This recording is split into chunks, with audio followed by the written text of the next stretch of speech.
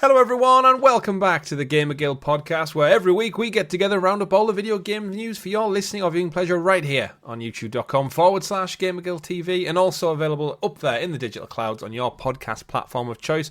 You join me for a fantastic show this week alongside my fellow co-host Richie. Hello. Hello. Indeed. I don't know why I paused that. It's because Rob's not here. Rob's not here this week. Yeah. He's busy with work and we couldn't align our schedules. So just me and Richie, just the two of us. You can make it if you try. I don't know any other lines to that song, I think, other than that chorus bit. Just the two of us, you and I. You and I. I didn't expect a singing solo there on this Friday evening when we record. Episode 401 on the channel, but episode 29 of the GamerGuild Podcast. As I mentioned, we've got a great show lined up for you, talking about a new Pokémon Legends game announced, amongst other Pokémon stuff that doesn't look that great, but we'll get into the main Legends news. Cancelled Star Wars shooter from Respawn, Mandalorian game potentially, unfortunate industry layoffs across the gaming sphere, and some closures of actual studios potentially impacting VR, and PlayStation taking the edge against Xbox Cloud Streaming. All that and much, much more. But before we get into it, don't forget to like, subscribe, ring that bell so you're kept in the loop with all the other great content we do here on the channel, such as our first looks, live streams, let's plays, and many, many more things. Specifically, Richie, Spec Ops: The Line. I finished it. Yes, you did. The full playthrough on PlayStation 3, the cult classic from Jaeger and 2K, 12 years old. Finished my playthrough. If you are a member of the channel, it's all there right now. You can go, you can view the whole, I think it's about just short of 6 hours maybe, the playthrough. Fantastic campaign. Very surprised with the twist at the end for those who haven't played it before. If you are a member, you can get it all now from as little as 99p. And I'd encourage you to go support me, because that video game had a lot of music in it. We got every copyright strike known to man for every single episode of the first look full playthrough. So we ain't getting a penny for the whole playthrough. So as a caveat, if you do try to watch it, it might not be available in your region, because I think it got blocked in some regions. No, that's correct. We are working on it. We're working on it. Yeah, it's all sorted. I wonder if it's Dubai, because of the context of the story taking place in Dubai. Either way, I digress. Thoroughly enjoyed it. Definitely recommend it. And thanks to loads of folks in our Discord. Apparently it's well over £100 now, so it's scalpers beware if you're looking to pick up a physical copy. But go check that one out. Of course, every week we usually do a weekly live stream. We missed one this week due to unfortunate circumstances, but we hopefully will be back this week. We might be back by starting a new series. Let us know in the comments. Let us know in our Discord what you want us to see. We may be leaning towards Gears of War. We're not too sure yet. Of course, we're doing our Halo playthrough as well gradually. That's up there on the channel. But number one game that PlayStation fans won on Gears Xbox. of War. It was, yeah. But we can't play it on PlayStation just yet. No. And then the final piece of housekeeping news before we get into the main bulk of the show is, we said last week, anyone who dropped a comment on last week's video, that you were in with a chance to win a Gamer Guild official t-shirt as part of our 400th episode celebration. And I can thankfully say the winner is picked by my wife, my lovely, beautiful wife. I am humble. The beautiful bastard himself. Yeah, apparently in your comment you said that I called you a bastard on last week's show. Don't know where or when or how or why. I'm sure it was in jest. It wasn't intentional or directly towards you. But if you are in fact a bastard, step forward, sir, and claim your t-shirt. Reach out to us on Twitter or in the Discord privately, and we'll get your address details and we will ship that t-shirt out to you however we possibly can. I'm not going to give a time frame because the Royal Mail, and they're currently we'll figure it out. The Royal Mail's going through this whole documentary drama thing at the moment. I'm sure they're struggling. But I digress. Richie, we'll record on a Friday evening for a change. Yeah. Long end of the week. I've got a beer with me. I thought I'll run this by you. Have you seen these? The new Coronas. Corona Ligera. It's a light one. It's a light one, yeah, 3.2%. I haven't, but I can't say I'm a big fan of Corona. It's fine, but it's never my choice. How is it? Lighter and refreshing. We're not getting paid by Corona. However, if people at Corona want to, I will pretend to like your beer a lot more than they actually do. Wow, I mean, you've just given away the chase there. But we are here to talk about video games, and I suspect, Richie, with this being the week of the launch of Final Fantasy VII Rebirth. Before we get into the news, I'll throw it over to you to talk about what we've been playing. I've been playing Spec Ops: The Line. I've still been playing Banisher's Ghosts of New Eden. Put another good 5-6 hours into that across the course of the week. Thoroughly enjoying it. Everything I threw on the game for compliments last week, I stand by them and 10 more times. And I've been watching the Halo TV series as well. I finished season 1. I'm about 4 episodes into season 2 now, and I'm really enjoying it. It's one of those things where I think because I don't have the nostalgia for the franchise that maybe long veteran fans of it do, I'm just enjoying it for a great sci-fi show. And in a weird way, whilst I'm playing and thoroughly enjoying Helldivers 2 at the moment, it's kind of like that. Generic people in suits, killing alien creatures, protecting Earth, sci-fi tropes and elements all intact with AI and weapons and explosions. It's ticking the boxes for me, and I'm still off work recovering, so plenty of time. But I'll throw it over to you for some serious AAA game conversation, Game of the Year conversation, potentially. Let me know what your thoughts. Talk to me. On what? Final Fantasy Rebirth. Oh, Final Fantasy. I must preface this, at the time of recording, I've played for about an hour and a half. Because it came out Thursday, it's now Friday. There hasn't been the time to play yet. Mm-hmm. However, this is why you should be in our Discord, because by the time this goes up live, I will have probably played a significant amount of time, because it's literally me and my girlfriend are planning playing it all Sunday. Not sleeping. So, well, we'll do some sleeping before and after. But that's basically our plans for Sunday is play Final Fantasy, because she's a massive Final Fantasy fan herself. So is she a big fan of Tifa? Because I feel like my entire social media just blew up yesterday with pictures We've of this been having Tifa this girl. Conversation. Tifa or Aerith is the classic Final Fantasy VII conversation. Let us know in the comments which side you're on. I mean, I've only seen pictures of Tifa, and I get it. I get it, guys. I get it. And girls. Yeah, it's gorgeous. Absolutely gorgeous. The game? The game. Tifa and Aerith are as well, but the game itself is stunning. It might be because I'm playing on a 4K TV for a change, on the PS5 obviously, but it's amazing. The story is kind of, what's going on? This is different to like the original Final Fantasy VII. So I think there's some twists that I think will play out in the future. And there's a few twists that I know that happen in the story of Final Fantasy VII, which I think they've changed the way they're delivering that because the way the game's split up into 3 parts. So it's one of them. I'm already captivated, and I was going to play more last night, but we were falling asleep. So we decided to wait and savour it. That's fair. So you're looking forward to it, though? Very much so. Hype levels. What do you feel about people saying it's coming up on like potentially 100 to 130 hours? Is that like sting a little bit, or is that what you're in for? You're there for the whole? I'm in for it. Whole show. The thing is, the first one I think was probably about 70, 80 hours. If this is round about the 100-hour mark, and the next one's round about roughly the same, then you can absolutely, it made sense to split this game into 3 parts. I think you're not going to feel robbed if it's like 1/3 of a game, the middle third of a game, effectively. But it's still like a 100-hour experience. Yeah. So it might be. So it looks like they expand. I know for the first one with Remake, they expanded the story in a lot of different ways. They changed a few things. They made more game there, and it kind of worked really well. I think they're doing the same with Rebirth. And the good thing is, the original Final Fantasy VII is still available on modern hardware. So you can literally, I think this is how it should be with remakes. Because the original's still there, you can have your cake and eat it too. Yeah. You can go back and enjoy the original game as it was intended, and you can also take this reimagined thing where they're maybe tweaking the story here and there, but it doesn't take anything away from the original because you can still just go play the original. Yeah. The world of mini games I've heard as well. It seems that this is fleshed out with several mini games to diverge into.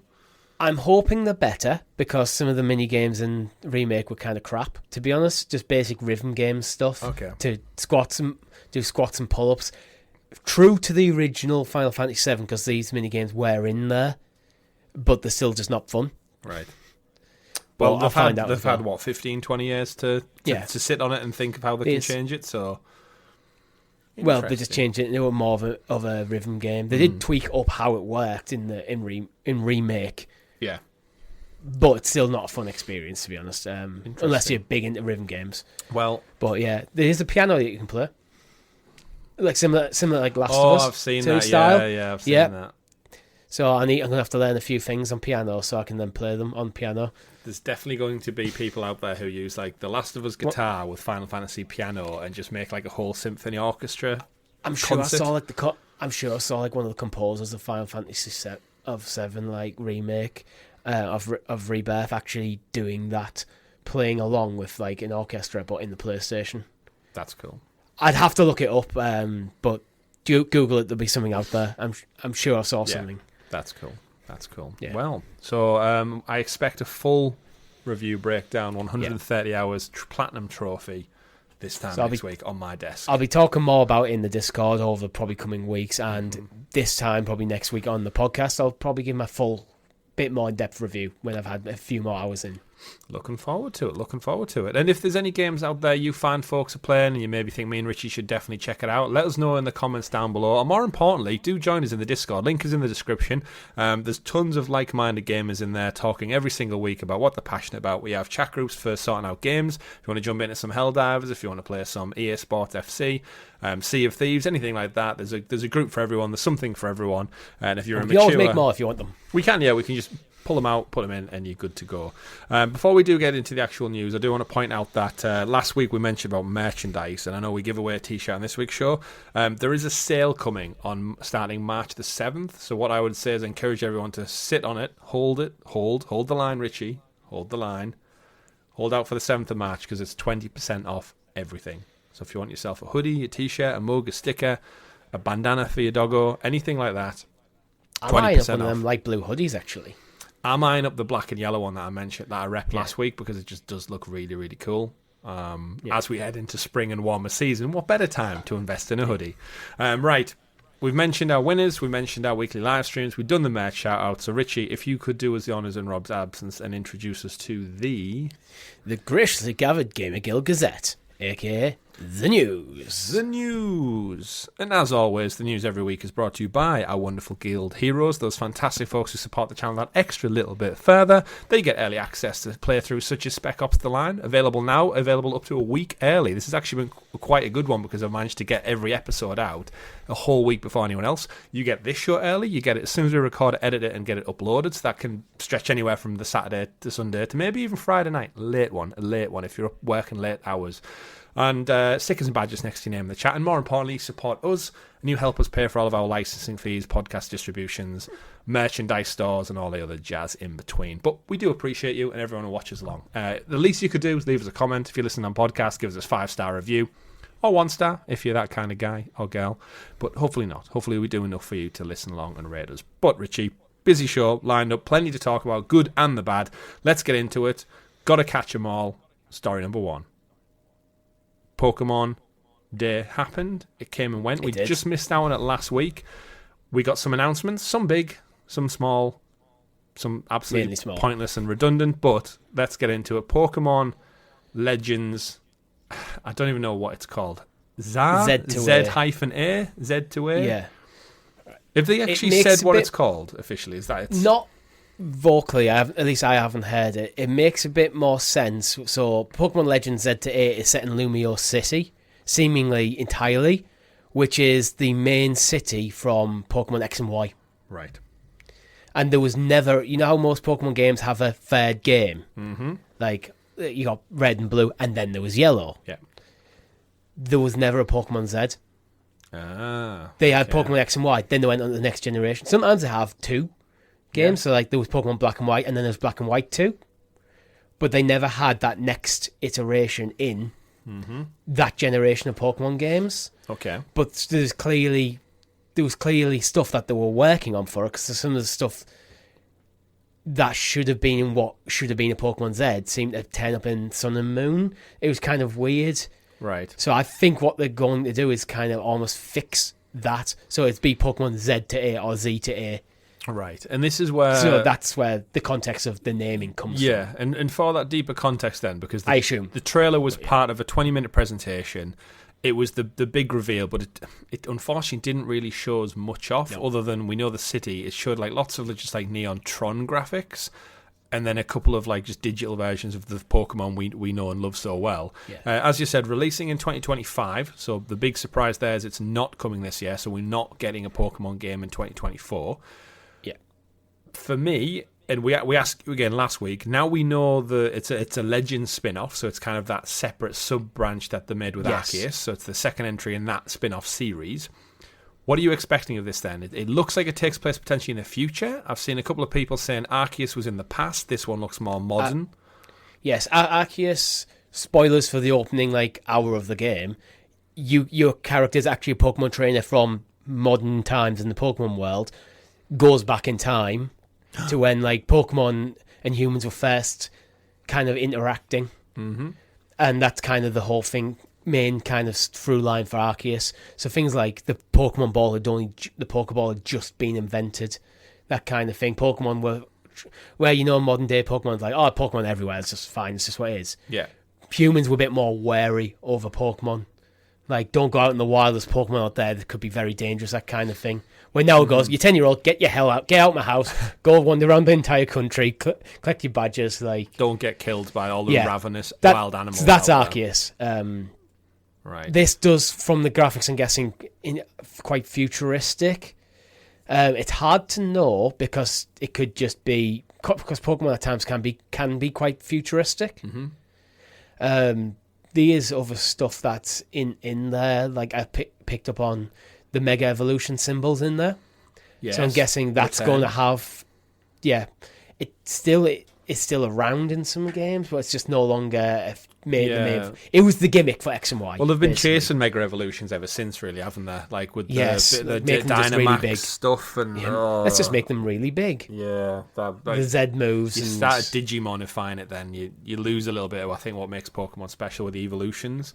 It does say I like Mega Evolutions.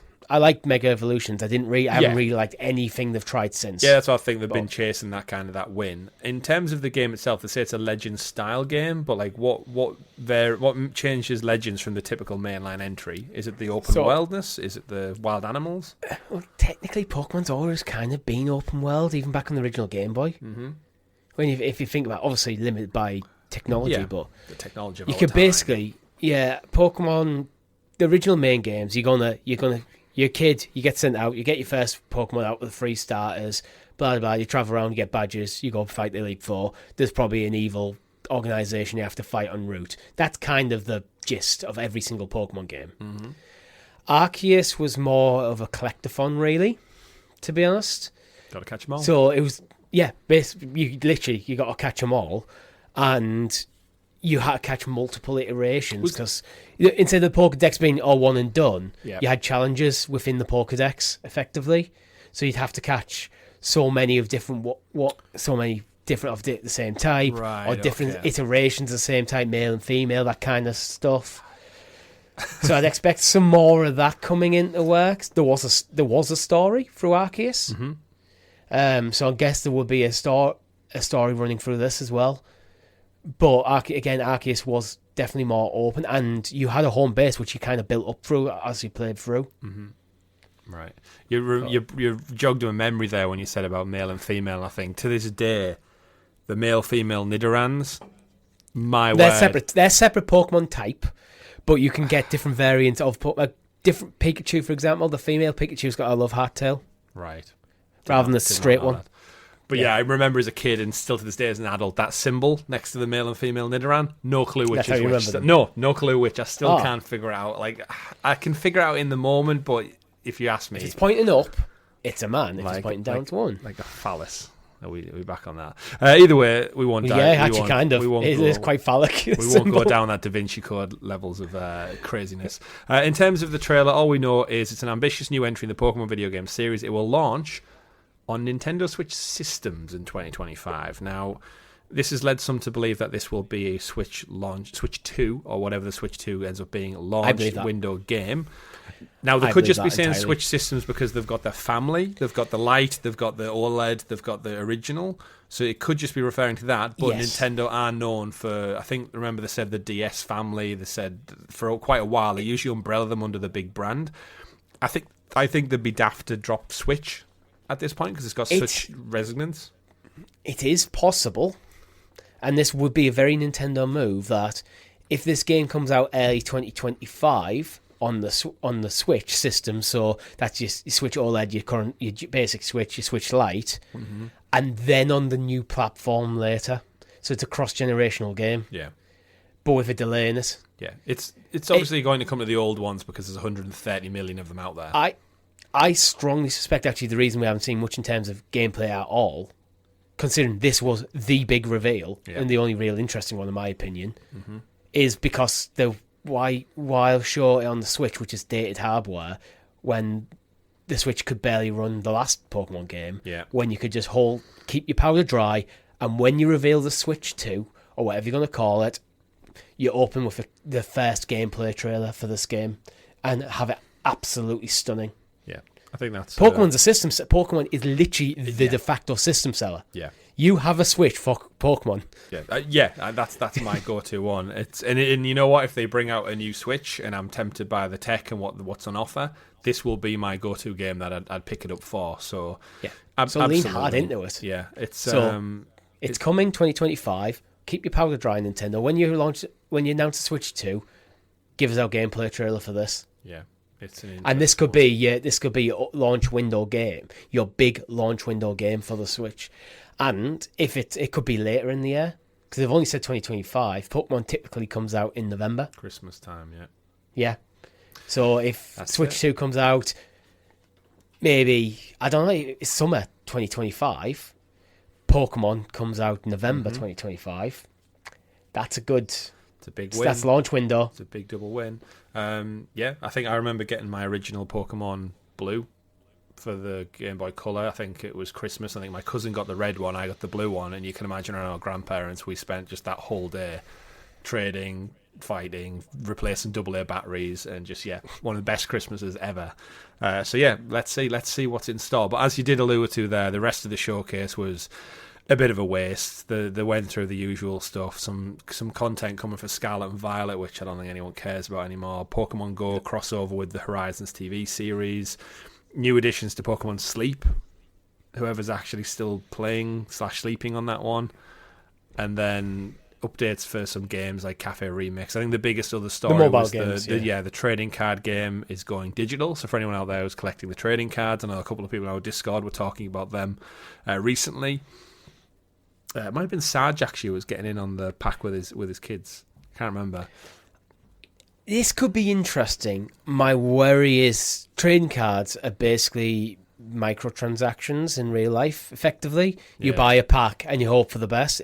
The loot box was not invented in the video game. It was invented in the trading card game space. £2.50 for a booster pack we used to pay. I'd hate to think what they cost now. It's probably £4 or £5 for a pack of six, 7 cards. Which is mad. And you get 4 energies and 1 shiny. Damn energy cards. But, I had an energy card stacked the size of my arm. There could be something interesting in this, but I worry it'd just be microtransactions, the video game. And at least with the physical trading card thing, you have a physical thing, and you've seen what happens to the value of these.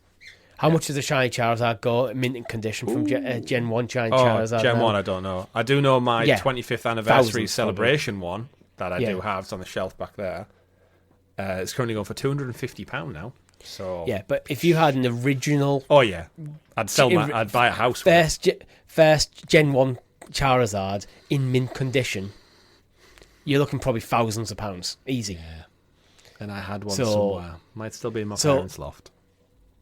With digital stuff, you got nothing really. Nintendo pulled the plug on this and just bye bye. Yeah, it's a bit of an odd one. So there could be something good, but I do have that worry about it. Yeah, interesting. But like I said, we'll wait to see. Pokemon is the beast that does not stop. It just keeps evolving. If Nintendo are really, really cool, and they're not, they'd let you just type in the serial numbers of all your cards and populate your deck that way. So you have a digital version of your cards, so then you could just play the trading card game with the decks you've already built without wearing out your cards. Hey, don't give them any but ideas. Nintendo are not that cool.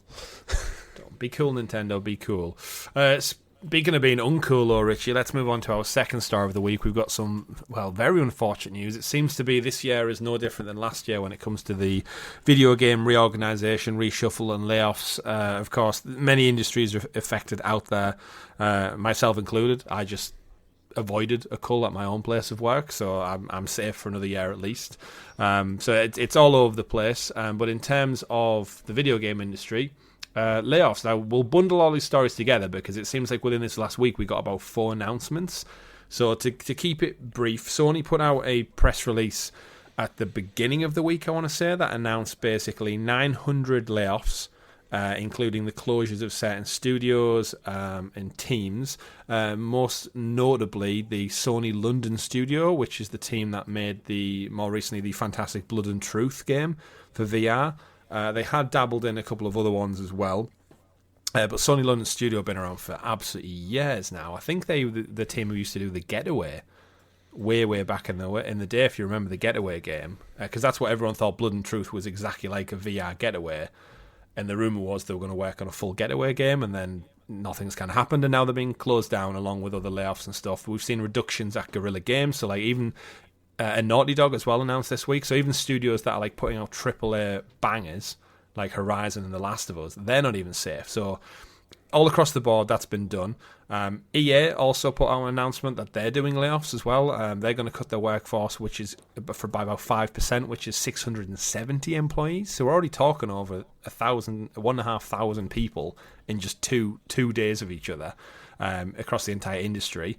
Deck 9, who of course the Life is Strange team, they've announced they're going to make layoffs. Supermassive Games, who are the folks who did Until Dawn, they do the Dark Pictures anthology series. They're laying off people as well. They're expecting about 150 people to go from theirs. And I think the worst part about this all is, because it all happens at the same time, is these devs, artists, audio, sound design, whoever it may be, they're all going into the big pool of the same industry. So you're literally talking probably around like popular game industries, like areas like Montreal, San Francisco, maybe in and around London for the UK.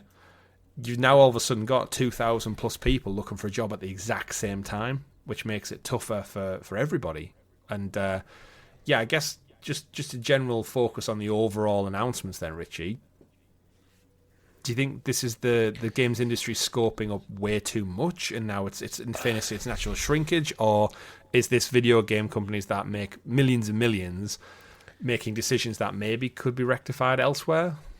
I think you have to almost take these as a case-by-case basis. I think with Sony chucked a lot into VR, chucked a lot into games as a service, and so far haven't had a hit with either. And then, but there's the overwhelming fact of things like the COVID and the war in Ukraine, and when you're talking big, massive organisations, sometimes it's like a freight train. It takes a long time for this to pivot. So it might be a case of they've become stretched too thin. They got they're too big, too bloated, and I don't know. One thing that always comes to my mind with mass layoffs is mismanagement.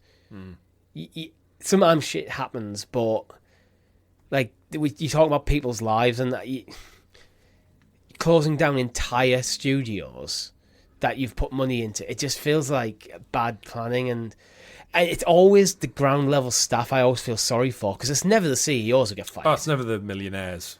It's never the people getting the shareholders will still get the dividends, and that's what pisses me off. To be honest, it's like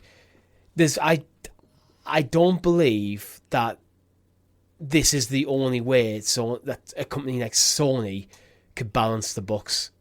I'm sure there's other ways that they could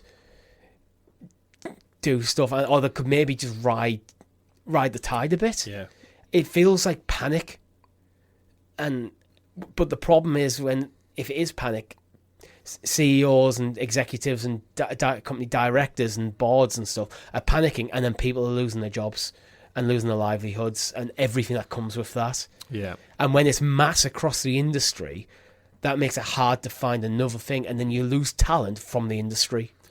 Yeah, especially when PlayStation's doing so well, is the baffling thing. Like I said, across the board, they're sweeping everything. So it's an odd time to happen. The games are profitable. What I keep hearing is not profitable enough. And who makes the decision that's not enough? The board and the shareholders who agreed and want more money and more money. If it's profitable, by definition, you've made more money than went into it. And you should be calculating your profits when you can. I think for me, when you're working project by project, you should be looking at working in your overheads. If you're, say, for example, Insomniac with Spider-Man 2, the overheads for running that studio for that entire period of time of the development should be offset against your profits. And if you find that game to be profitable, then you should be happy. It might not have made you as much profit as you would like. Yeah. I mean, Insomniac's a good example where, unfortunately, they have to pay a lot of licensing to Disney for Spider-Man and Marvel in question, and they will do for Wolverine the same. And this is... Do you think... This is another interesting thing. Do you think, with especially Disney, with how well the MCU did and Star Wars seemed to be on it up for a while, do you think the value of these IP has been massively overinflated? So Disney has been raking in tons of money because of the strength of that IP, and now it's on the decline. They're still charging the same amount, and it's just... I mean, that's why you lock in the deals when your stock's high, I guess. It's an interesting one. If we pivot over slightly to the EA story, 670 employees, but CEO Andrew Wilson, probably multimillionaire Andrew Wilson, said the cuts were part of the continued effort to optimize our global real estate footprint to the best support our business. He then goes on to actually say that we're going to sunset games, streamline the business, move away from development of future licensed IP that we do not believe will be successful in our changing industry. Additionally, we're going to double down on our biggest opportunities, including our own IP, sport, and massive online communities. So he's essentially saying that they don't make enough money from franchise things, so they're going to look internally to their own IP. So I'd imagine things like Dead Space remake and 2 and 3 make a lot more money than they do for maybe something as successful as Jedi Fallen Order, because Star Wars and Disney take such a big cut. Yeah.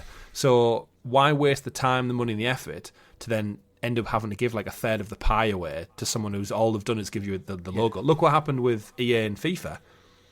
They literally refused to budge on giving them ridiculous millions and millions of pounds for the sake of a logo and a name, and it benefited them loads. I'm sure they made so much more profit on this year's EA Sports FC. FIFA might have just been a test bed for it. It might well have been. Obviously, they're working on like an Iron Man game, a Black Panther game, a Star Wars sequel to Jedi Survivor, so they're tied in for the long run for now. But yeah, if you look at the other ones, the other companies who were doing it, it's no surprise, but it's tough out there for everyone. My part of it, when I come to go back to my thing with making enough profit, I did probably miss out the fact that when you're working project by project, there's no guarantee the project's going to be a success. So you want to mitigate the cost as much as possible of the project. So if your previous project gives you 50%, covers like a good chunk of the development, then that's going to protect your studio a lot if the game flops. Yeah. Where if you didn't make much profit, the next game flops, you're done. But yeah, it's my balancing, isn't it? Yeah. But it's bad overall around. You do wonder what it means in terms of the current development. Before we get into the cancellations, I think the big overarching one from the Sony story that does me is, with London studio going, they were one of the main VR studios. If you look at the main games PlayStation put out, PSVR 2 I think launched with about 40 games in its launch window. Horizon Call the Mountain was done by Firesprite. This week they're currently all going through this toxic work culture stuff that's apparently leaked, or reports have came out this week. Horizon Call the Mountain was their flagship one. I mentioned Blood and Truth there, but if London Studios closing down, out of that launch window, there's only 3 of them were actually true PSVR 2 exclusive games. And I know I keep bringing it up, but I think the Portal will sell more inevitably than VR2. Is them closing studios and restructuring with no seemingly new announcements, is this just the end of PSVR 2? They mentioned last week they're going to look at PC support. I think they're just trying to count the losses with R&D now and just... I think the sales of PSVR 2 have probably already plateaued, nowhere near where they were hoping it would do, because I think they've just misread the industry with VR. Yeah. Like, I think it's sometimes tech companies only paying attention to other tech companies, like when like Meta are announcing things like the Quest, and other companies like with just going really, seeing big tech companies going really hard in this, and everyone at home's like, don't care. Yeah. Just not that asked. Well, that's because you need to buy a box. I like it. It's cool, but That's I like always it. It's been the cool, leap. but it's cost prohibitive in a world where the costs keep ballooning. Yeah. Like London studios, I think it might just literally be because it's London. London is such one of the most expensive cities in the world to live. At a point where in the UK wages are getting frozen, so in order to actually fund that studio, the people who are working there, they want to earn a decent living. Yeah. So you're having to pay them more and more money. So that'll be eating away profits just in staff wages, and staff deserve to be paid properly. I think there's potentially scope here actually for a new hotbed for game development to crop up in a different country that isn't suffering the same sort of financial crises as the UK. California is a hotbed, but then a lot of it kind of moved to Montreal because it's cheaper to live there. Yeah. You might see something similar happening again. Start looking at different parts of the world. It's just a crazy one. It's for me, the PSVR 2, it's just echoing so many similar traits of what happened to the Vita, where it was marketed, it was going to be another pillar of the Sony family, and the Vita arguably was, but they didn't support it. That's the problem. Is that with the PSP, they had all of the first party studios putting out games. You got Call of Duties, you got FIFAs, everything like that, and then the Vita came out and they did one or two launch titles. And then nothing afterwards. And then look at VR2. That's arguably had even less. We got one Horizon game. We've had nothing from Naughty Dog, Sucker Punch, Insomniac. Insomniac have put out VR games before, and obviously their plate's totally busy with Ratchet and Clank, Spider-Man, Wolverine, etc. So I'm not specifically calling out Insomniac. But they had VR expertise. They haven't even put out a VR2 game. So if PlayStation are willing to support it, then... If you're not going to get the exclusives that come, look at the MetaQuest doing well because it's got things like Asgard's Wrath getting 10 out of 10s. You've got Half-Life Alyx as well. But a game reviewing well and selling well are not necessarily the same thing. Yeah, exactly true. Well, again, at least with the Quest, you don't need to attach it to another £500 odd piece of kit. It's just a standalone item. You buy it, you play it, it's yours. So I don't know. I think there's just a lot of signs which make me think that they're backing out of it. Yeah, I agree. When you mentioned Insomniac, it got me thinking perhaps Sony's first-party studios don't want to work on VR games, and if they keep getting told, we don't want to do that, and almost having to force it, maybe Guerrilla might have almost been forced into it, and the feedback was that just took time away from developing something that we actually want to do. Well, it wasn't even... This is purely hypothetical here. Well, it wasn't even Guerrilla. It was Firesprite with Guerrilla's support. Yeah, but maybe that's it. If the big first parties don't want it, especially when it's narrative driven stuff, maybe Naughty Dog are going, we will not do a Last of Us VR title because we want everything Last of Us to be canon. Mm-hmm. Obviously, the TV show's a separate canon, but any game needs to be canon, and we don't want to blow story content on that, and we want to preserve the quality of the story. Yeah. So we're not willing to outsource it. So it's either we work on it ourselves, which we don't want to do, or you guys we give it to someone else and we write the story, which we don't want to do. Yeah. Sony might be in that situation where none of the first parties are that interested. We drive work on that and that and that and that. We've all got cool projects on the go. Yeah. It's a big shame that we just live in this world where you hear all these exciting things and they just get shuttered and canned. Last of Us Factions is a big one, and it pains me that with Helldivers 2 seeing such resounding success, that PlayStation maybe if they just held off to see how well Helldivers did, to then go, you know what, maybe there is a place for Last of Us Online. With Factions, I think they at least canned it seemingly for the right reasons. They seem to can it because they couldn't make a fun game. Yeah, but it was and if that's your reasons for kind of going, no, we've done what we can, we're not happy with it, we're not putting it out, then that's at least a good reason to do it. But this is where I don't believe it wasn't fun. I believe it wasn't long-term profitable. They wanted a 10-year tailspin on this, whereas unfortunately it seemingly was a year and maybe 2 and done. But people still play the original Factions. But I begrudge that they've put so much time and effort into it for it to just be canned, and then VR, all that effort and research and development to be seemingly left out in the cold. And then kindly, as we wrap up on these unfortunate layoffs and news stories, as part of the EA one, we've also learned that there was a first-person Star Wars shooter from Respawn, amazing, with Apex and, of course, Titanfall pedigree, that's also been canned as part of it. So we're losing out on a Star Wars game as well, seemingly a bounty hunter style follow-up game. So not quite the Battlefront collection that we're getting next in 2 weeks' time, but just they had Medal of Honor veterans on who worked on the original Battlefront games, Force Unleashed. Medal of Honor, of course, a famed shooter franchise of yesteryear.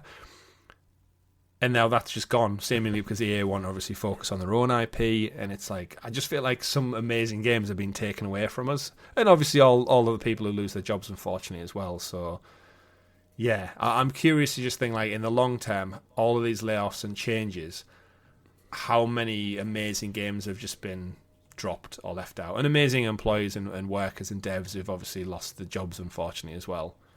Just it's a sad state of affairs, isn't it, right now?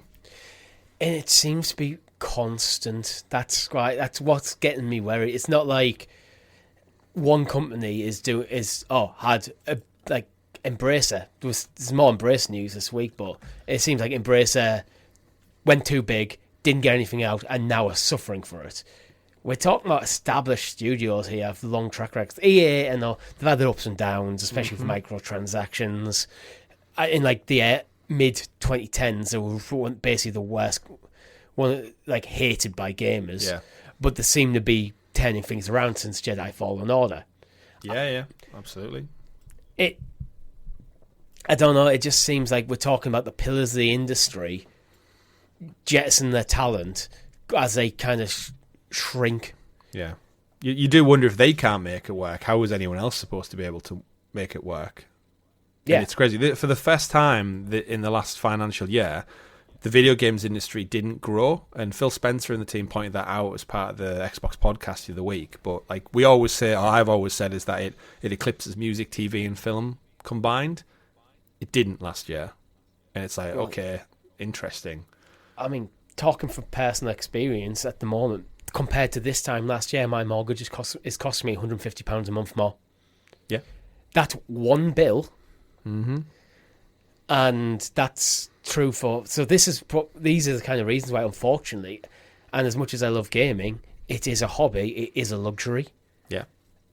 You have to... I got rid of PlayStation Plus Premium this year and went back down to just Essential for financial reasons.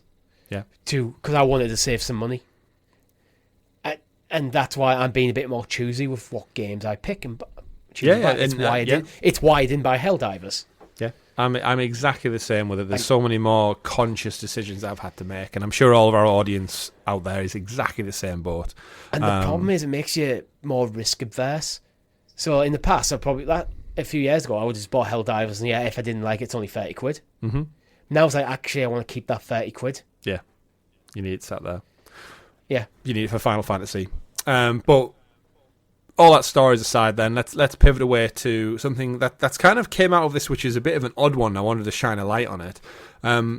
Activision, or formerly Activision Studio, Toys for Bob, obviously recently acquired technically by Microsoft as part of the Activision Blizzard King acquisition, have announced their independence, which... Seems odd saying that, but yeah, this is the team that was famed for like the Skylanders series. They did amazing work on the Spyro Reignited trilogy. They then did the Crash Bandicoot 4, It's About Time, amazing follow-up to the Insane trilogy. Beloved studio, and then for the last year or two, they've been basically a Call of Duty support studio because Activision did what Activision usually do, and they just pulled every creative studio off every creative work and said, no, we need to feed the Call of Duty machine.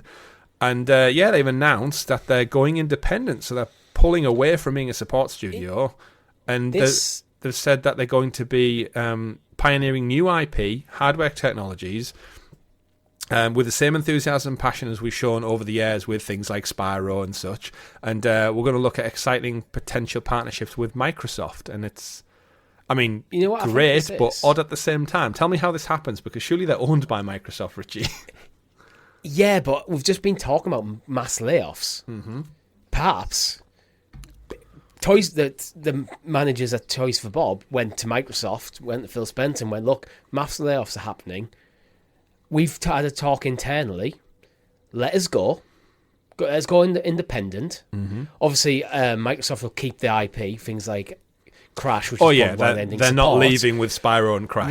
Let us just take our studio, split from split from Activision. No harm done, no bad blood here. Let us maintain our studio as is with the people working here. We'll go independent. We're happy to work with you going forward. Yeah. It might just be a case of, but rather than Microsoft going to whoever manages Toys for Bob and go, you need to cut 50% of your staff. Well, actually, they might have made the decision just to preserve it all. Yeah, well, for a bit more context, as part of the Microsoft layoffs that happened earlier last month, where 900 people were being laid off, Toys for Bob was impacted by that, and they were going to confirm 86 employees were going to lose their jobs or have lost their jobs. This might protect them. So this might be a case of, if you're going to get rid of a chunk of our workforce, how leadership go like, well, if we want to retain most of them and go independent, like I'd imagine a lot of them 86 people are probably offered another job again. Maybe, potentially. I don't know. You're laying people off. That's because you can't just... I don't know how it works in other countries, but in the UK, if you make someone redundant, you're not making the person redundant, you're making the position redundant. So you can't just hire someone into the same job, and you can't technically, legally, just change the job title and rehire someone. Mm-hmm. You're not really meant to be able to do that. People do, but you're not meant to be able to. Yeah. But I don't know... It is me just speculating, but I've got a feeling maybe the guys at Toys for Bob just went, look, we're going to lose 86 people, or maybe we can work out a deal where we all get to go. We keep our 86 people. We can now rehire them as an independent studio. That is our decision to make.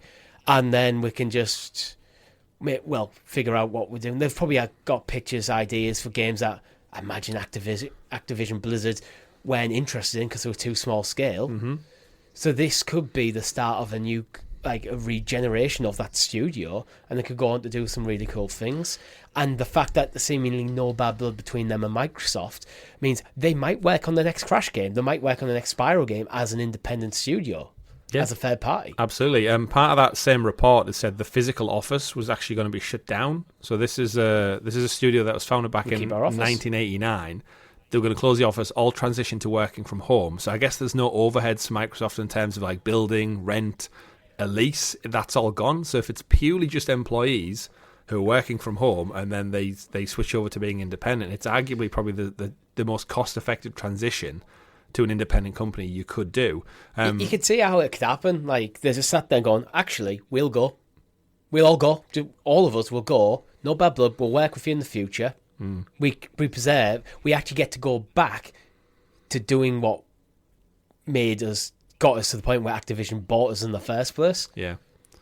It's an interesting one. This is the team, we should point out as well, while they were doing Call of Duty support studio as well, they did actually work on Crash Team Rumble, which as part of this announcement, no surprise, support for Crash Team Rumble is going to end on the 4th of March, less than 9 months after its launch. So no doubt when there's no staff to actually maintain the game, it goes. Yeah, it makes sense, but I don't think it's a big loss, unfortunately. I mean, it's one of those things. I'm one of the biggest Crash Bandicoot fans. I mean, definitely Richie. But in terms of the franchise, I absolutely love it. I actually bought my daughter this week a Crash Bandicoot plushie toy to go alongside a Pikachu one that she's already got, and Crash Team Rumble for me did absolutely nothing. I feel like they just missed the boat on that completely with it, and it was season passes and this and that. Yeah, how can you monetize this franchise? Games as a service. Yeah, and I don't want to say I'm glad it's gone, but it's kind of almost like I told you so. You could have asked any Crash Bash. Yeah, they should have just done Crash Bash, and it would have made more fans, old fans, new fans alike. And yeah, whatever Crash Team Rumble is, it's obviously for those who are enjoying it. Obviously sad to see it go, but if Toys for Bob are going independent, they've got no license to necessarily probably keep them working on it beyond their contract. So yeah, I wish them well. I hope this is good news going forward. It's a risk because you no longer have the backing of a massive publisher. Mm-hmm. Previously Activision, now Microsoft, but I really do hope it goes well and the team start working on some cool stuff because it's a good name for a studio. Toys for Bob. For audio listeners, Chris has shown up his Crash. Whoa. Mick, can he spin? Yeah, really badly. He's a plastic figurine, not It's a shame there isn't a button and he just spins. Yeah, it could do. Like a money dispenser. Yeah. I've got Uka Uka as well. Huluka. What does he say? What's the word that he says? I don't know. Everyone has a different version. Let me know in the comments below what this little Uka Uka mask actually says in Crash Bandicoot. But we digress, Richie. So, good news, bad news, interesting news? Who knows? But the games industry, like I said, the game industry is so all over the place. You mentioned it earlier on with Embracer. So I do want to get into the Embracer stories as well. Embracer are set to sell the Saber development team. So this is Saber Interactive, who works under the umbrella of Saber Group. More recently, they're known for taking over the Knights of the Old Republic remake after it was taken off Aspyr because Aspyr shit the bed with it.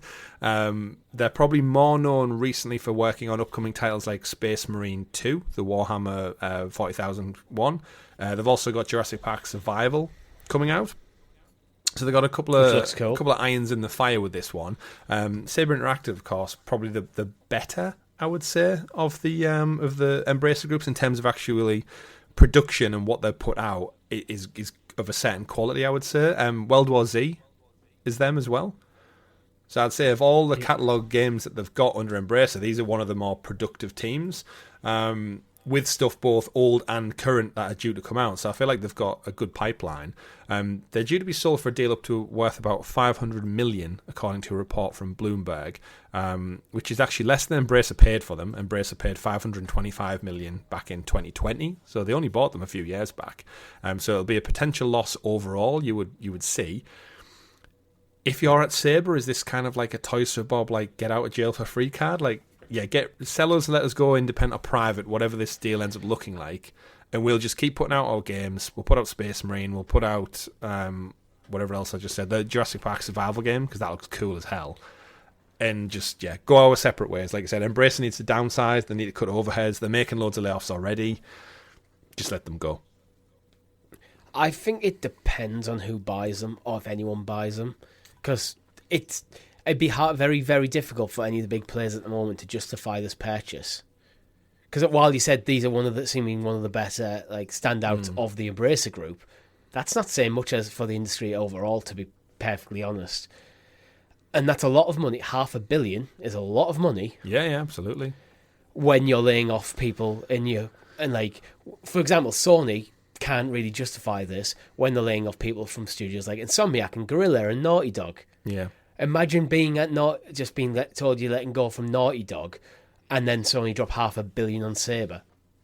I mean, it says that it's a private investors group, so they've got 3,500 staff, so a lot of overheads there as well. See, that could be worse, because if it's just people investing in the gaming industry because they see it as a lucrative way of making money, they're not going to be product focused. Well, at least one thing you could say about Embracer is they seem to try. They seem to be interested in making games, not necessarily making money. Yeah, you need to be both in this industry, I believe. It'll be a shell company for 10 cent or something, or something like that. But now 10 cent would just buy them, But it's just that's where with a private investment group. Yeah. What are they interested in? Are they just interested in trying to make money, but they don't have the knowledge of how to do that in the gaming industry, which could end up destroying the studio? Or maybe this is a bunch of passionate gamers who just happen to have a lot of money and go, you know what? We're going to do this right. It really depends on who it is. Yeah. It's an interesting one all around, but Embracer seemingly shedding weight left, right and centre. And I'm curious to see how much they're actually going to be left with at the end of all this when all things are said and done. Gearbox. I could see Square Enix. Not Square Enix. That'd be hilarious. Crystal and Eidos Montreal, because they, again, I would hold them in the top tier of Embracer. If not, in fact, you know what, they're at the top. I could see them going back to somewhere else as well. Imagine if Square Enix bought them for 100 million less than they sold them for. And it was money in the bank, lads. And it was just Square Enix just playing absolute blind over, you know what, we'll sell these for more than they're worth. Then we'll see Embracer crumble under its own weight, then we'll buy it back cheaper. Yeah. A few years later. I mean, they must be making some money. The Tomb Raider Remastered collection is apparently doing quite well. It's been reviewed and revered quite well. So, not gangbuster money, of course, but I don't know who's buying them. like I'd say Ubisoft, but they're kind of condensing. They're kind of trying to be a bit more lean. EA is, Sony is, Microsoft is. It's weird because the last few years it was just seemed to be like constant talk about acquisitions. Now it's like, oh, everyone's getting rid of everything. Sale. Yeah. So who does it go to? Maybe it's Google. Like, Google are getting back in the game, baby. As a game publisher. I mean, that was a joke. Amazon?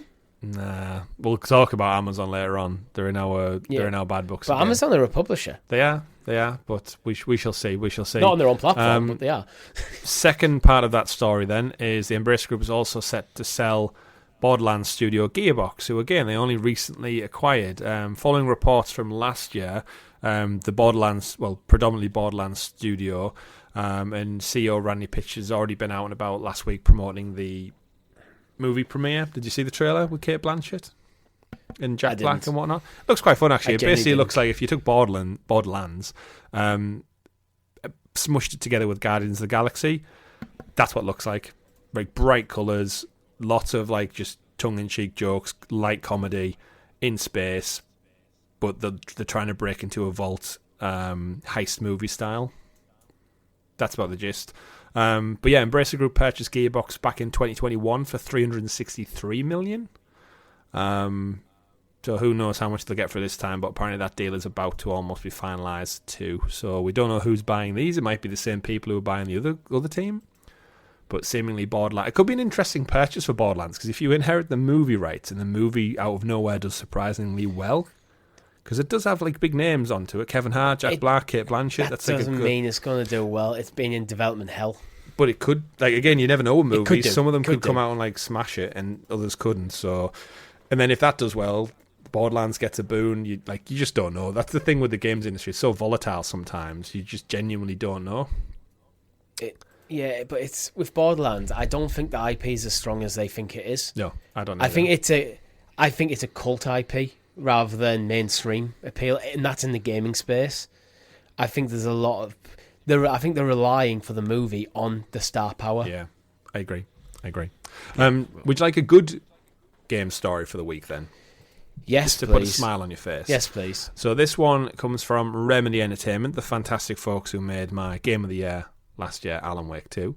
Remedy Entertainment buys Control series rights back from 505 Games for a cool 17 million euros. So we're not talking the millions and trillions with every other acquisition and purchase going on. As part of a detailed investors meeting, the Remedy website points out that they've acquired publishing, distribution and marketing to cover the entire full Control franchise, including the Supernatural Shooters debut game, the sequel Control 2, and multiplayer spin-off codenamed Condor, and all future titles in the series. Remedy's publishing agreement with 505 Games for Control and Condor terminates with immediate effect, and 505 will continue to serve as publisher for Control until December 31st this year, when the transition period will end. Remedy's acquisition announcement notes the approximate 70 million euros is to cover all equal amounts across development, including that as well. So basically, they're paying up any development costs that have gone into the sequel for Control and codenamed Condor already. Basically mean 505 have nothing to do with this from the end of this year onwards. And in a weird way, it basically means like Remedy are taking back control of their entire IP, which is a good news story, especially for those who aren't on mute. Yeah, I like the story. I don't necessarily have anything against 505, but what we know with Remedy is, and the Control IP is, how integrated it is with Alan Wake. Yeah. And we're only talking about 3 games at the moment that are linked, but their plan is seemingly to expand that. So having full control of the whole IP of that franchise, that Control franchise, which I'm going to include Alan Wake as part of going forward. Technically, Quantum Break, the Xbox exclusive, is, but I don't think they own that one. I think Microsoft do sit on that little nest egg for now. Yeah, but like mainly you can. It's Control and Alan I don't Wake. think I don't think Quantum Break is a pillar of it. It's Control and Alan Wake, and seemingly what they do going forward. Having that in their own hands, I think, is a good thing.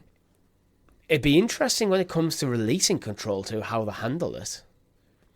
Maybe they just find publishers as a one-off when they're ready for release to just help with the last push. Yeah, well, it goes back to kind of the previous conversation we've just had around. But they maintain the right, and you have the right to publish the game, but we own the IP. Yeah, well, so you don't get a say in what we do with it. Well, like the Toys for Bob Microsoft stuff, there's nothing to say if 505 can't still work with them on this. It just means that the royalties go elsewhere.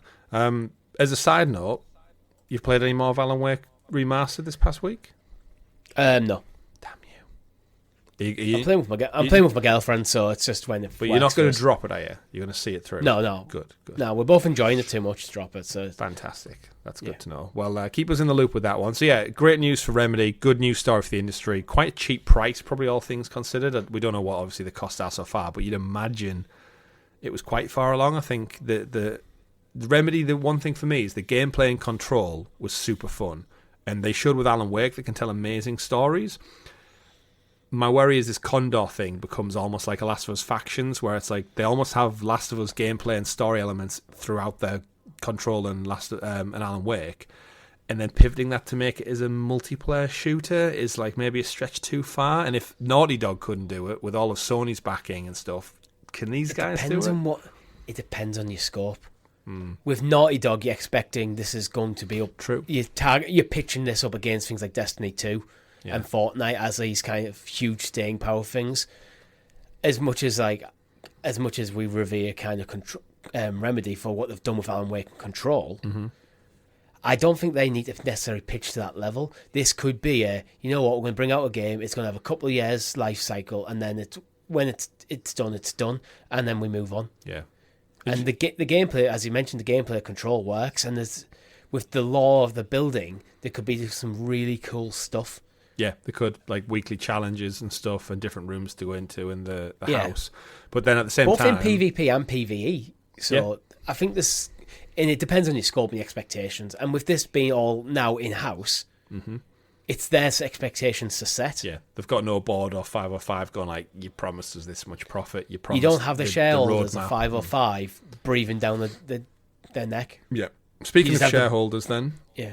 Let's move away from Control. Keep the news ticking over at a nice pace this week. Assassin's Creed Infinity. You dropped this one into the dock. We haven't covered this one for quite some time because Ubisoft have been quite quiet on the Assassin's Creed front. But for those who don't remember, Assassin's Creed Infinity is going to be the Ubisoft hub world for all things Assassin's Creed. So if you want to play the upcoming Red title, Hex, or potentially even older titles, the concept would be is you would launch into AC Infinity. You would have your avatar character in the Animus world, and if you want to go into Assassin's Creed Red or whatever, you just head in, I guess, a portal, or you boot up the Animus, and you are playing that game through the hub.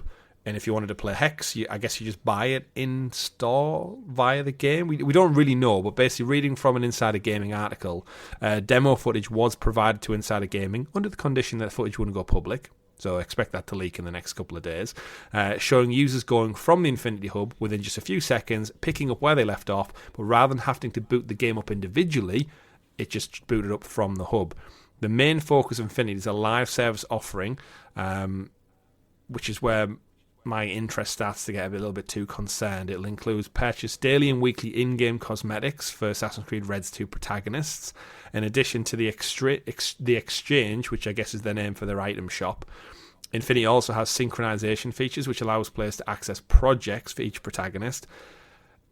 And then the kind of goes on to talk about DLC and basically trying to sustain players' interest during a lack of any new content.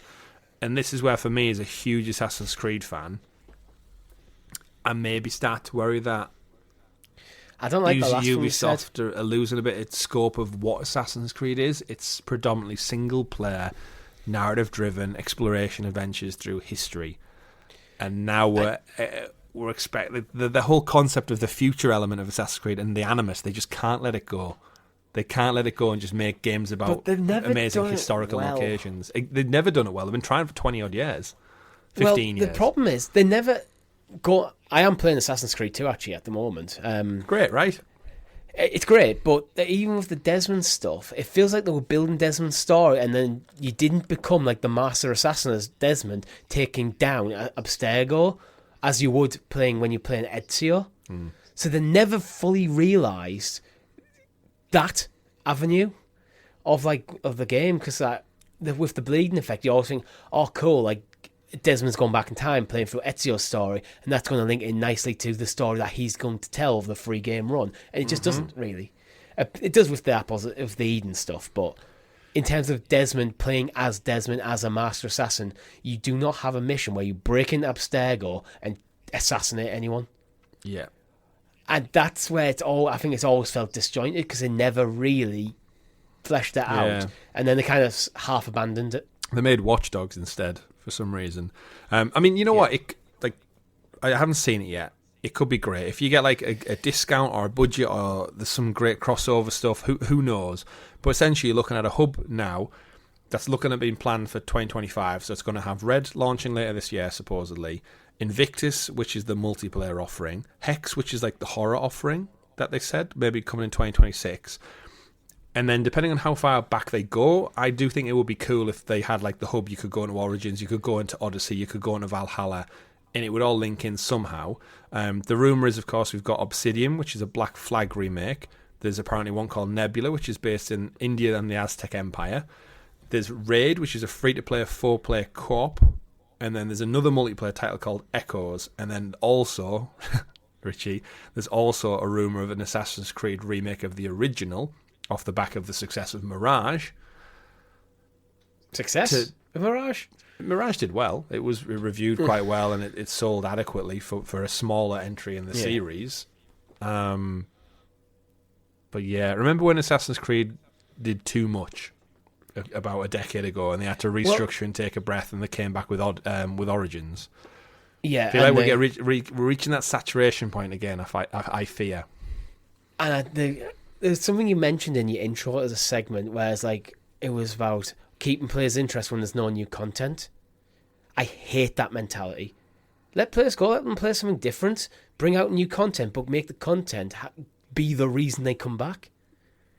Instead of trying to get people trapped in this bloody ecosystem, let them out of it and make the content that they want to play. Let them fight. Literally just make good games and people will play them. Yeah, absolutely. Look at last year, Baldur's Gate, look how well that sold. Mm-hmm. And that was effective. Larian, I know that had a fairly good reputation in the PC space for things like Divinity, but they were not a massive developer at Game of the Year on the quality of the product. Yeah. Quality over quantity. Quality over quantity. Although I am absolutely hyped for Assassin's Creed Red, I will say. In the absence of Ghost of Tsushima 2. I am interested. It has my interest. I'm playing through Assassin's Creed 2. I do remember why I get frustrated with Ubisoft, because I actually do like the franchise. It's a good franchise. They just keep doing shitty things with it. Well, I'm sure we'll see more of the Ubisoft forward at some point this summer. My guess is they've got to go big this summer, because, again, I feel like we know quite a lot about what's coming, but we have no real meat on the bones of what it actually is or what it looks like. Show me Red. Show me how gorgeous feudal Japan looks in that Assassin's Creed engine. Show me Hex, maybe around Halloween time, and show me like we've got a whole other sub-franchise here. Don't mess it up. Don't take Black Flag and make Skull and Bones over the next 8 years. If you want to take Assassin's Creed and give me a horror side of things, just do it. Do it succinctly and quickly, and make it about witch hunts or whatever it's going to be. But other than that, speaking of ecosystems, Richie, we also found out this week about this month's PlayStation Plus games. So similar to last week when we reported on the Game Pass titles, we also cover your PlayStation Plus monthly games to claim for March. We got 4 titles. Leading the charge is Sifu, which was one of the nominated titles for last year. Was it last year or the year before, maybe? Game. It's like best fighting game. I want to say last year. I want to say last year, but actually now I'm thinking of it, I'm not too sure. It might be in the year before. It was very well reviewed. Very well reviewed. So you got Sifu on PS5, PS4, Formula 1 2023, PS5, PS4, Hello Neighbor 2, PS5, PS4, and Destiny 2: The Witch Queen, I feel like is back for its 3rd or 4th time, it feels like, on PS5, PS4 as well. So fill your boots with those ones. I think for me, Sifu is the only one that I'm really bothered by. Who's playing Destiny 2 at this point? Doesn't have the Witch Queen DLC. I don't get. Well, yeah. Well, like what? That must be like two back now. We've had 2 since then, right? Without being a Destiny. It was Last Light. Last Light was the newest one. We covered the Witch Queen on Stadia, I'm sure. That's how long ago it was. Yeah. So quite some time. But Sifu, either way, it's again phenomenal. Think of if you've seen John Wick. think of that, but as a video game is the gist. However, it has that unique thing where every time you die, you age. Your character ages in the game.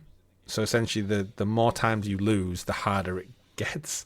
But it's quite a unique take, and the game's really good for speedrunners, really good fun, and some dynamic fighting sequences in there. So yeah, so just quick look at Destiny. Witch Queen was 2022. Lightfall, which I think was the one I was thinking of, was 2023, and the Final Shape is this year. The Final Shape. So it's not even getting you up to date with this. Again, I think I've seen it before. So basically, go play Sifu. If you're a Formula 1 fan, go play that. Hello Neighbor 2, I don't know how Hello Neighbor got a sequel. It was a fun game, but I don't think the sequel did anything really different to merit it. We played Hello Engineer, didn't we? Hello Hide and Seek. That creepy paedophile neighbour.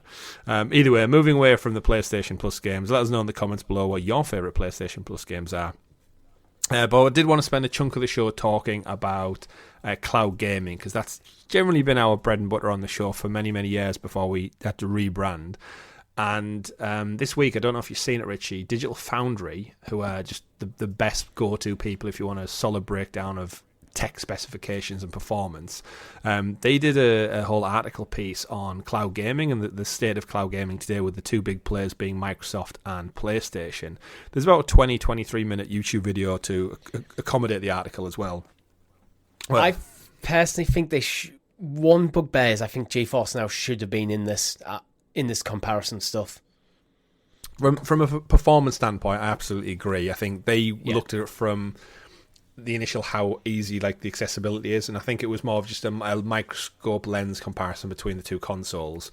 In the video though, they do go into everything. They break down performance, frame rate, the selection of games, which ones run at 4K all the way down, visual artifacts and stuff, but they look at a few different things. It's worth reading through the specs yourself, because we're not going to cover absolutely everything. No. But they look at things like how games perform when wired on Bluetooth or through network, things of different network configs and stuff. Yeah, so it's quite in depth. It is. It goes into absolutely everything. I did watch the video on YouTube, and weirdly enough, and we suspected as much, Xbox is still in beta, technically, even though it's been in beta for probably what feels like 3 to 4 years now.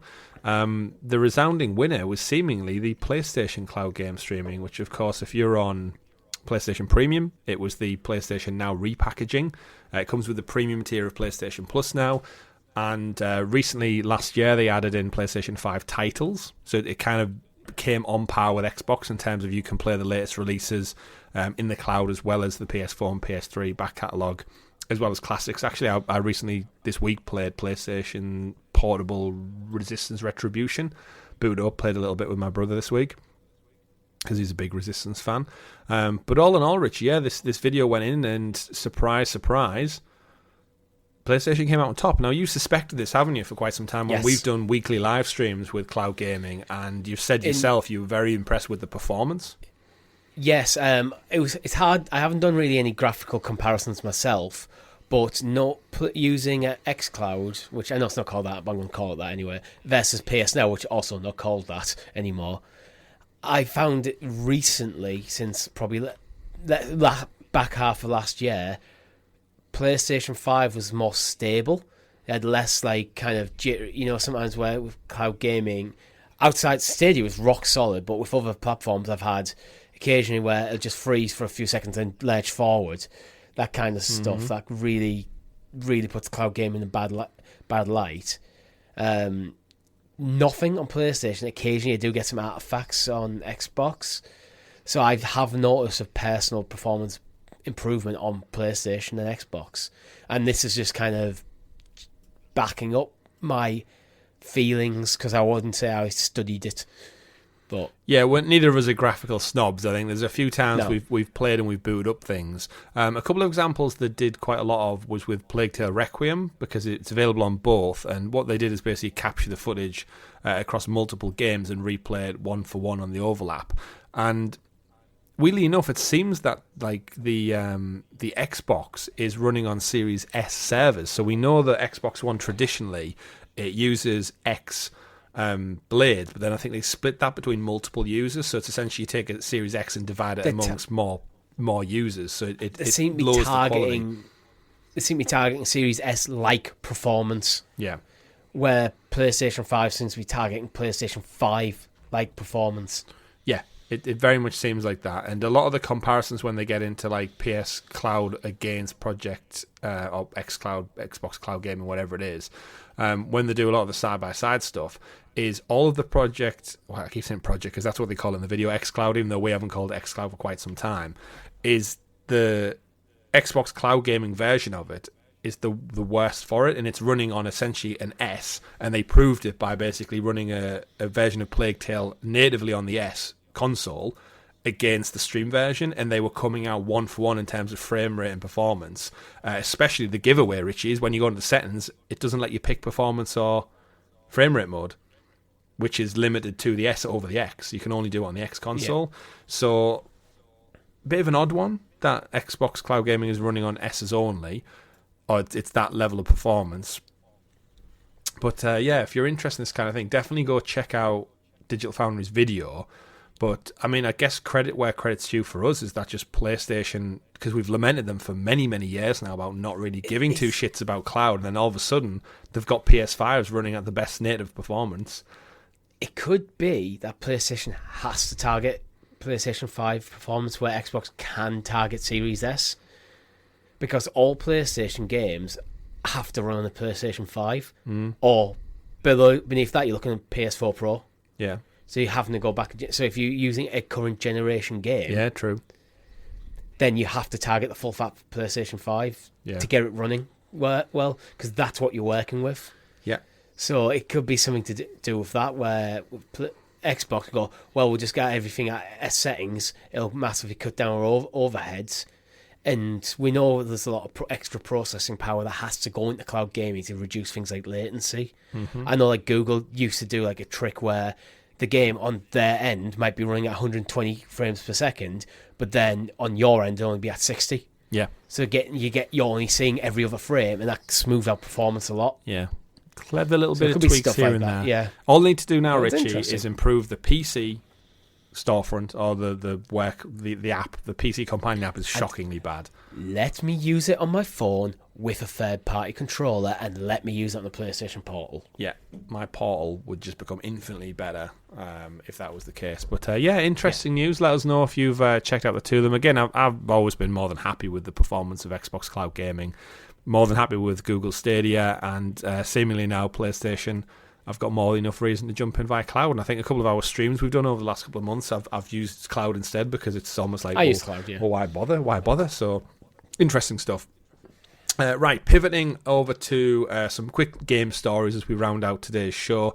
Lego, we were actually going to do a live stream of this week, but Fortnite have added 2 new game modes within to the world of Fortnite once again. So we've covered it on the channel. Fortnite's essentially a platform unto itself now. They've added Lego Raft Survival and Lego Obby Fun, or Obby Fun. I'm guessing it's maybe a play on the word hobby. Either way, the first of these multiplayer games. But wouldn't you have the apostrophe if you? Yeah, you would.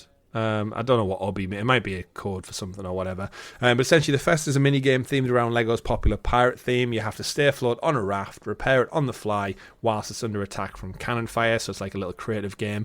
The latter one is an obstacle course mini-game similar to those found within Fortnite's user-made creative mode. Obstacle. Obby. Parkour. Along the lines of basically parkour levels, popular only up maps. Don't know what that means. So essentially, yeah, some more little mini games coming into Lego Fortnite. It's pretty much a platform unto itself, Richie, and I think with this Disney partnership, Fortnite is just here to stay.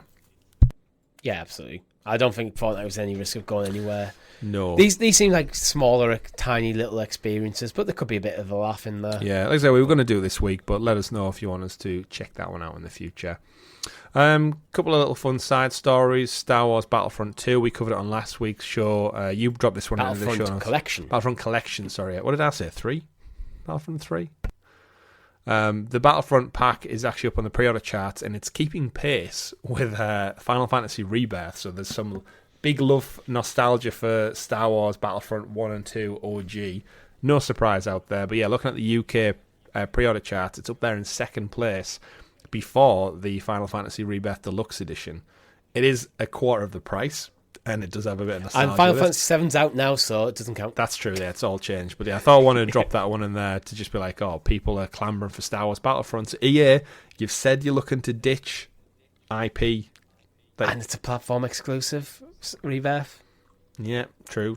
But yeah, interesting stuff. Sorry, it's just, yeah. And then they're doing well. They're doing very well. It's good news. Yeah. And then the final one, jumping back over to cloud gaming for the week. We got Amazon Luna's Prime games for the month of March, so similar to our PlayStation Plus games. If you're looking to play them, I'm going to just read them out and then we'll get into them. Fortnite, still. Drift CE, I want to say. Get ready to unleash your inner Drift King with Drift CE, the ultimate drift racing game. Fortnite Festival, you'll see a trend here. Lego Fortnite. Rescue Party Live. In this cooperative game, players must work as a team within scope to save as many lives as possible while facing catastrophic events, earthquakes, fires, floods, avalanches, biological hazards. Rocket Racing within Fortnite. Although they neglect to put Fortnite in this blurb for description, almost like they're trying to hide the fact that most of these list of games is Fortnite. Yeah, which is a free-to-play game that's already on your service. Yep, Trepang 2, you're in for a bloody good time apparently. This adrenaline-pumping first-person shooter puts you in the shoes of a badass operative battling hordes of relentless enemies. And then Chicken Assassin Reloaded. Welcome to Chicken Assassin Reloaded. It's basically, I think it's the remake of Chicken Assassin. And then Trackmania, which is Ubisoft's track racing arcade style game. New games coming to Luna Plus for February. Airhead.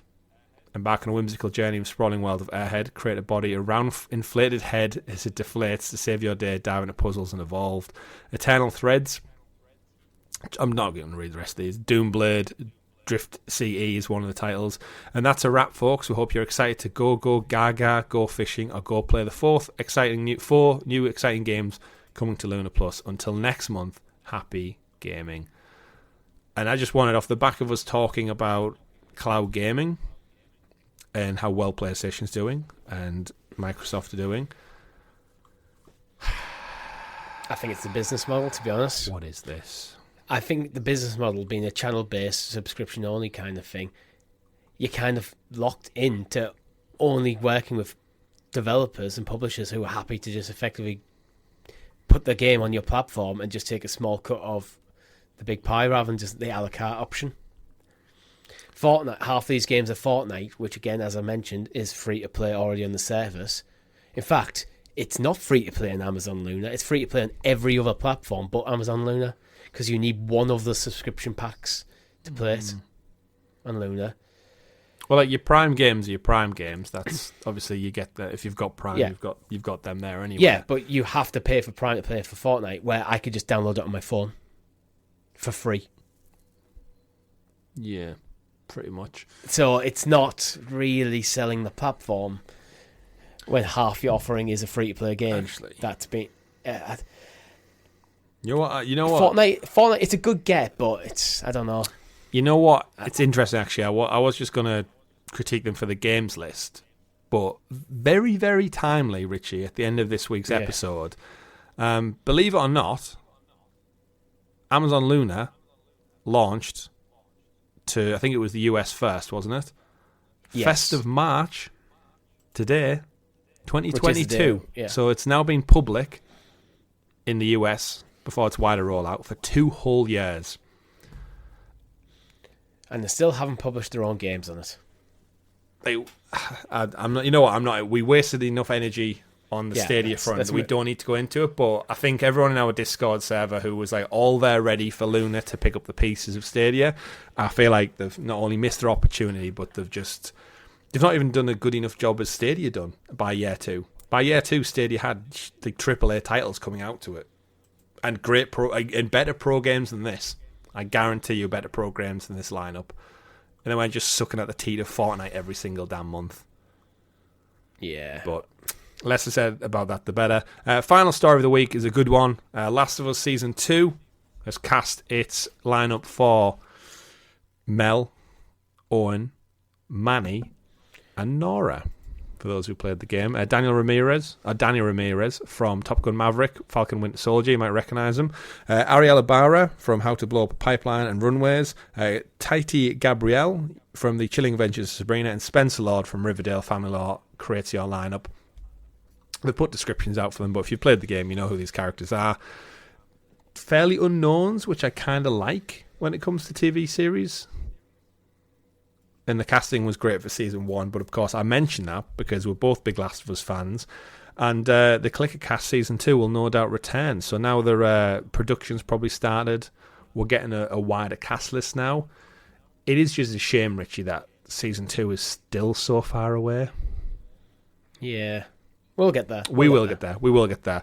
But yeah, some exciting news there on the casting front. And of course, if you want to check out the Clicker Cast, that's available now alongside all of our other great shows. But I want to end the show by answering a Discord question from Hjorvar, one of our wonderful guild heroes, writes in and says, to you, Richie, specifically, because Rob's not here, would like to ask on the podcast, what can Sony do to increase the profit margin? So there've been some talk this week about Sony basically... Fire your CEOs. Basically, I mean, he's going. Jim Ryan's leaving, so... All of them. Hiroki Totoki... Cut the wages in half. Hiroki Totoki is there, filling in the blanks. Whoa, Hiroki Totoki. Like the idea from Richie about bringing Infamous back instead of paying for a Marvel licensing cost. What could Sony do? I mean, they're doing stuff, right? They're shedding lots and lots of weight. What do you reckon, Richie? I mean, I'm joking with the CEO stuff, but I do think you should look at your whole corporate structure instead of just constantly cutting the studios. Because, again, as mentioned earlier in the show, I feel sorry for the people on the ground actually making the games, because they seem to be always the first casualties.